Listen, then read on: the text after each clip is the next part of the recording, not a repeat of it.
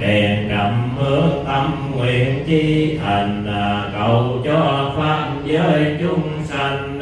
khắp cùng ba cõi muôn phần phước duyên, mãi thân hóa trên đường thiên nghiệp, mãi vun bồi hạnh phúc vô như, liên hoa nở khắp biển từ trần xa vô nhiễm nguyện ư đòn lìa cúi đầu đảnh lễ Đức Thế Tôn, bậc chánh biên trì đang cúng dường. Con nguyện thân tâm thường thanh tịnh, làm lành lánh giữ lời vượng sanh. Chúng con xin dâng các lễ vật này nhân đà nhang đèn để cung Phật pháp tăng tam bảo, ngưỡng cầu cho các bậc ân nhân, nhân là cha mẹ con và con đều được sự tấn hóa, sự lợi ích, sự bình an lâu dài. Tiviso Bhagava Arahant Samma Sambuddho Veccha Charana Sampanno Sugato Kapido Anuttaro Purisa Dhammasarati Sattha Deva Manusanang Buddho Bhagavati Swakato Bhagavata Dhammo Sankirtiko Akariko Ehipasiko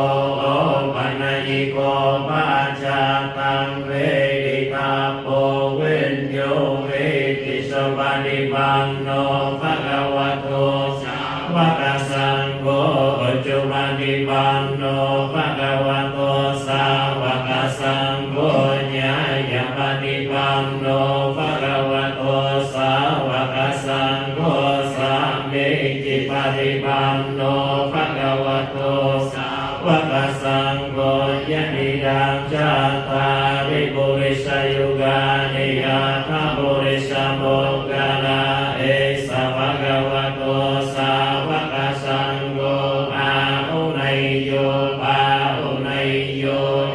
Vinayyo Anjalikaraniyo Anuttarang Punyaketang Lokasa Kecayato Potiyamule Satyanang Divakano Evan Toi Vijayo Vijaya Sujaya Mangale Aparajita Malang Kesi Se Patavipakare Kesa Pabuddhanang Agapato Pamodati Sunakatang Sumanggalang Sumapatang Suhotitang Sukano Sumuhoto Jasuyitang Brahmacari Subadakinang Kaya Kammang Waja Kammang Badakinang Badakinang Mano Kammang Badivite Badakinang Badakinang Nikatva Nala